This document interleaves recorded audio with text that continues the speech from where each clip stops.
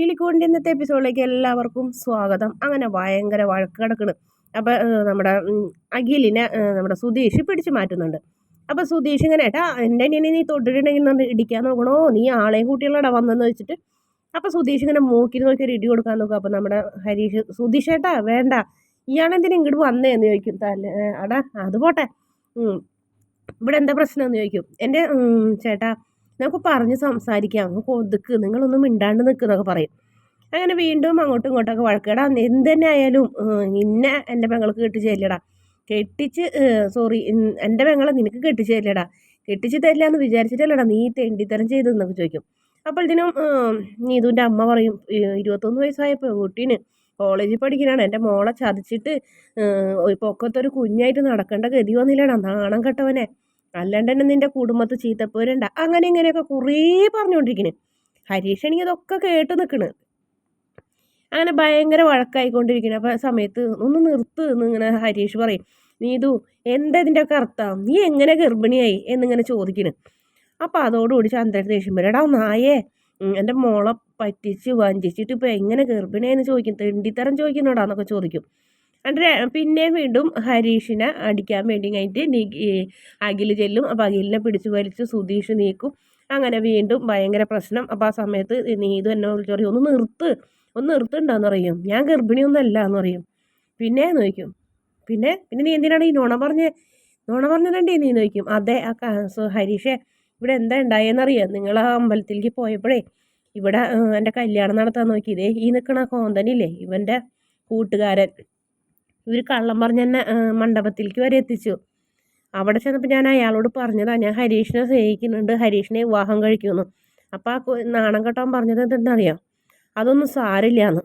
എന്തായാലും വരാൻ അവൻ എൻ്റെ കഴുത്തിൽ താലി കെട്ടുന്ന ഉറപ്പായപ്പോൾ എനിക്ക് ഇതല്ലാണ്ട് വേറൊരു മാർഗം ഉണ്ടായില്ല. പിന്നെ വീട്ടിൽ വന്നിട്ട് ഞാനത് തിരുത്താഞ്ഞത് എന്താണെന്ന് വെച്ചിട്ടുണ്ടെങ്കിൽ, ഹരീഷ് വരുന്നവരെ അതങ്ങനെ തന്നെ നിൽക്കട്ടെ എന്ന് ഞാൻ വിചാരിച്ചു എന്നൊക്കെ ഇങ്ങനെ നീതു പറയുന്നു.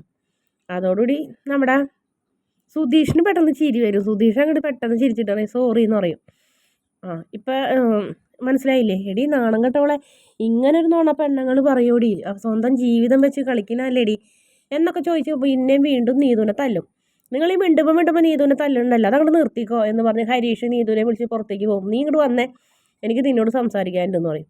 അപ്പോൾ സുധീഷ് അവരോട് എല്ലാവരോടായി പറഞ്ഞു, നിങ്ങൾ സമാധാനപ്പെടും, അവർ സംസാരിക്കട്ടെ, നിങ്ങൾ എന്തിനീ പ്രശ്നം ഉണ്ടാക്കാൻ നിൽക്കുന്നത്, ഇതിപ്പോൾ പ്രശ്നമൊക്കെ സോൾവ് ആയില്ലേ എന്നും പറഞ്ഞ് സുധീഷും കൂടെ പോകും. സുധീഷ് എൻ്റെ അവിടെ തിരിഞ്ഞ് നിങ്ങൾ വേഗം സംസാരിക്കുക എന്ന് പറയും. ഹരീഷിൻ്റെ അടുത്ത് ചെന്ന് കഴിഞ്ഞിട്ട് നീതു ഇങ്ങനെ കെട്ടിപ്പിടിക്കണ്. അപ്പോൾ ഹരീഷ് നീങ്ങടി ആൾക്കാർ സുധീഷ് ഏട്ടൻ്റെ അവർ കാണോടി എന്നൊക്കെ പറഞ്ഞു കഴിഞ്ഞിട്ട് ആ പാവനൊന്ത് മാറ്റണ്.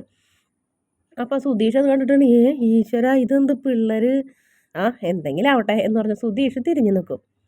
അതിനുശേഷം പിന്നെ നീതുവിനോട് നീ വഴക്ക് പറയുന്നത് ഹരീഷ് ഇടി നീ എന്ത് പണിയാണ് ചെയ്തത്, അതാ നിനക്ക് എന്നോടെങ്കിലും സത്യം പറയുന്നില്ലേ, നീ ഇത് പറഞ്ഞതിന് ശേഷം 2 ദിവസം ഞാൻ അനുഭവിച്ച ടെൻഷൻ ഉണ്ടല്ലോ, ഞാൻ എയറിലായിരുന്നു, നിനക്കറിയോ എന്നൊക്കെ ചോദിക്കും. സോറി, എനിക്കത് പിന്നെ പറയാൻ തോന്നിയില്ല, നിന്നെ 2 ദിവസം കളിപ്പിക്കാമെന്ന് വിചാരിച്ചു. നീ എന്താ വിചാരിച്ചു, നീ എന്താ പൊട്ടനാണ് ഹരീഷേ, ഇങ്ങനെ പ്രേമിച്ചു കഴിഞ്ഞാൽ ഗർഭിണിയാവില്ല എന്നുള്ള കാര്യം നിനക്കറിഞ്ഞൂടെ, നിനക്ക് ഇത്ര വിവരമില്ലേ എന്നൊക്കെ ചോദിച്ച് നീ ഇത് കളിയാക്കും. എന്നിട്ട് പറയും സാരില്ല, അപ്പോൾ അകത്തേക്ക് നീ വീട്ടിലേക്ക് കയറിപ്പോന്ന് പറയും.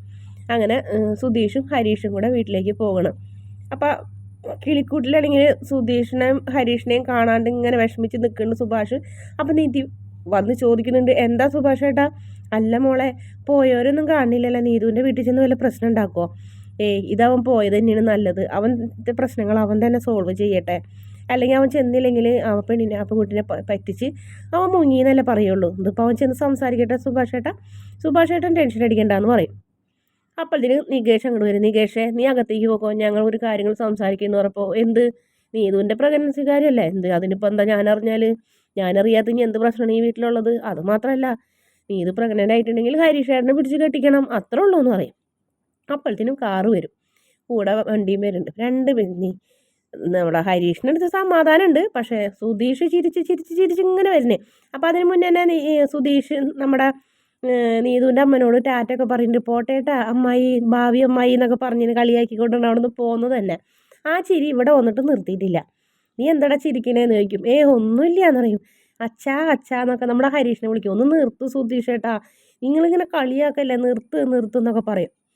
അങ്ങനെ അവിടെ വന്നിട്ടും നിർത്തണില്ല ചിരി. അപ്പോൾ എന്താണ് നിങ്ങളൊന്നും ചിരിക്കാണ്ട് കാര്യം പറഞ്ഞാൽ വെറുതെ മനുഷ്യനെ വട്ടുപിടിപ്പിക്കാണ്ടെന്ന് സുധീഷിന് ദേഷ്യപ്പെട്ടു നിധി. അപ്പോൾ പറയും എൻ്റെ നിധി ചിരിക്കാണ്ട് പിന്നെ എങ്ങനെ അവിടെ നടന്ന കാര്യങ്ങളൊക്കെ ഒന്ന് പറഞ്ഞു കൊടുക്കടാ. അപ്പോൾ നീ പോയിട്ടുണ്ടായോ കൂടെ എന്ന് ചോദിക്കും സുഭാഷ്. പോയിട്ടുണ്ടായി ഏട്ടാ, പോവാണ്ട് എങ്ങനെയാ? പോയില്ലെങ്കിൽ ശരിയാവില്ലല്ലോ, അവിടുത്തെ കഥകളൊക്കെ ഒന്ന് അറിയണ്ടേ, അല്ലെങ്കിൽ അവിടെ വല്ല പ്രശ്നം അവൻ ഉണ്ടാക്കിയെങ്കിലോ എന്ന് വിചാരിച്ചിട്ട് ഞാൻ ഇവൻ്റെ പിന്നാലെ വണ്ടി എടുത്ത് പോയേ, എനിക്കൊരു സമാധാനം ഉണ്ടായില്ല എന്ന് പറയുന്നു. അങ്ങനെ വീണ്ടും ചിരിക്കുന്നു. ഒരുപാട് ചിരിച്ചപ്പോൾ പറയും ഒന്ന് നിർത്ത് സുധീഷ് ഏട്ടാന്ന് പറയും. നീ പറയടാ. എന്നിട്ട് സുധീഷ് പകുതി സുധീഷ് പറയും അതെ അവിടെ ചെന്നപ്പോ ഗർഭമൊന്നും ഇല്ല എന്ന് പറയുമേ. ഗർഭമൊന്നും ഇല്ല എന്നാന്നറിയും. അപ്പം പറയും ആ ഇല്ല, അവൾ നോണ പറഞ്ഞതാണെന്ന് പറയും. എന്തിനെന്ന് ചോദിക്കും. അതെ അവളെ നമ്മൾ പോയതക്കത്തിന് അവൻ്റെ കൂട്ടുകാരൻ, അവളെ ആങ്ങളരെ കൂട്ടുകാരൻ കല്യാണം കഴിക്കാൻ നോക്കി, അമ്പലത്തിലേക്ക് വരെ അവളെ നോണ പറഞ്ഞവർ കൊണ്ടുപോയി. ഒടുവിൽ രക്ഷപ്പെടാൻ വേണ്ടി അവൾ പറഞ്ഞൊരു കള്ളനാടകമാണെന്ന് പറയും. അപ്പം നിധിയും നമ്മുടെ നികേഷും ഭയങ്കരമായിട്ട് ചിരിക്കും. സുഭാഷ പറയും അവളെന്തിനാ അപ്പം നോണ പറഞ്ഞത്, അവളെന്തിനാ നമ്മളോട് അവരോട് പറഞ്ഞത് പോട്ടെ, അവളപ്പോൾ ഹരീഷിനോട് എന്താ സത്യം പറയാഞ്ഞെന്ന് പറയും. ആ ഈ പൊട്ടൻ അത് വിശ്വസിച്ച്, ഈ പൊട്ടൻ്റെ വിചാരം പ്രേമിച്ചു കഴിഞ്ഞാൽ കുട്ടികളുണ്ടാവുന്നതാണ്, ഇങ്ങനെ ഒരു പൊട്ടൻ എന്ന് പറയും. അപ്പോഴത്തേന് ഹരീഷ് അകത്തേക്ക് പോകുന്നു. സുധീഷ് ഏട്ടാന്ന് പറഞ്ഞ് ഹരീഷ് അകത്തേക്ക് പോകും.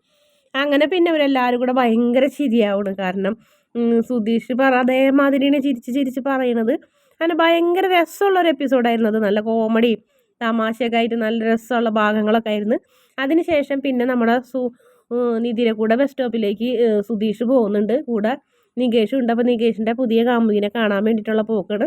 അവിടെ ചെന്നപ്പോൾ ആ പെൺകുട്ടി സുധീഷിനെയൊക്കെ കണ്ടപ്പോൾ ചിരിക്കണമൊന്നുമില്ല കേട്ടോ. അപ്പോൾ നമ്മുടെ നികേഷിന് വിഷമാവുന്നുണ്ട്.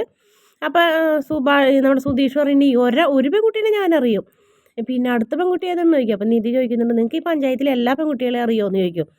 അത് പിന്നെ നിധി ഞാൻ ഇവിടെ ജനിച്ച് വളർന്നതല്ലേ, ഇപ്പോൾ ജനിച്ച് വീണ കുട്ടികളെ മുതൽ എനിക്കറിയാൻ പറ്റുമെന്ന് പറഞ്ഞ് സുധീഷ് നിധിയുടെ മുന്നിൽ നിന്ന് തടി തപ്പുന്നതാണ് ഈ പ്രമോയുടെ അവസാന ഭാഗം. വീഡിയോ ഇഷ്ടപ്പെട്ടാൽ ചാനൽ ഒന്ന് സബ്സ്ക്രൈബ് ചെയ്ത് സപ്പോർട്ട് ചെയ്യണേ.